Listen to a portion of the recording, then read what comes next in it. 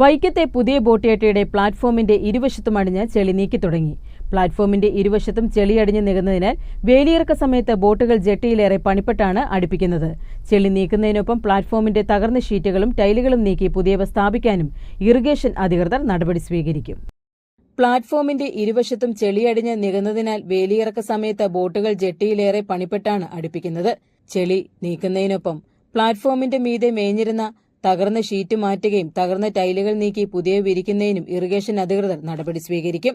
വൈക്കത്തെ പഴയ ബോട്ടിയെട്ടി ചരിത്ര സ്മാരകമായി അറ്റകുറ്റപ്പണി നടത്തി നവീകരിച്ചതിന്റെ ഭാഗമായാണ് പുതിയ ജെട്ടിയിലെ അറ്റകുറ്റപ്പണികളും നിർവഹിക്കുന്നത്.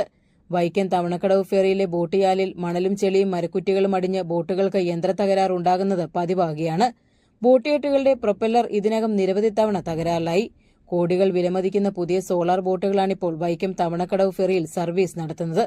ബോട്ടുകൾ മണൽത്തിട്ടയിൽ മരക്കുറ്റിയിലും തട്ടി തകരാറിലാകുന്നത് ഒഴിവാക്കാൻ ബോട്ടുയാൽ തെളിക്കണമെന്ന് ആവശ്യപ്പെട്ട് ജലഗതാഗത വകുപ്പ് ആവശ്യപ്പെട്ടതനുസരിച്ച് ഇറിഗേഷൻ പദ്ധതികൾ തയ്യാറാക്കിയിട്ടുണ്ട്. കോടികൾ ചെലവ് വരുന്ന ഈ പദ്ധതി സർക്കാരിന്റെ പരിഗണനയിലാണെന്ന് irrigation assistant executive engineer Rajalakshmi പറഞ്ഞു. വൈക്കം തവണക്കടവ് ഫെറി സർവീസ് നിരന്തരമായി തടസ്സപ്പെട്ടുകൊണ്ടിരിക്കുകയാണ്. അതിന്റെ ബോട്ട് ചാല് മണൽ വന്ന് നിറഞ്ഞ് യാത്ര സുഗമമല്ലാത്ത രീതിയിലേക്ക് മാറിയിരിക്കുന്നു. നമുക്കെല്ലാവർക്കും അറിയാം, കഴിഞ്ഞ ദിവസങ്ങളിൽ സോളാർ ബോട്ട്, അതുപോലെ തന്നെ ജങ്കാറ്, യാത്രാ ബോട്ടെല്ലാം മണലിൽ ആഴ്ന്നു പോവുകയും യാത്രക്കാർ വളരെയധികം ഭയാശങ്കയിലായി. കഴിഞ്ഞ ദിവസം ചില വാഹനങ്ങളുമായി പോയ ജങ്കാറ് മണിക്കൂറുകൾ, ദിവസങ്ങളോളം അവിടെ താന്നു കിടക്കുകയാണ് ചെയ്തത്. ഇതൊരു അപകടകരമായ സ്ഥിതിയാണ്. യാത്രക്കാരെ സംബന്ധിച്ച് വളരെയധികം ഭയാശങ്ക ഉണ്ടാക്കുന്ന കാര്യമാണ്.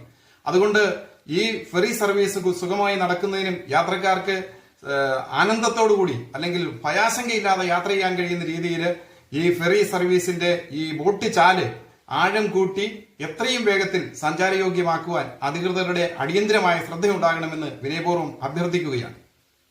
ACV news, Vaikom.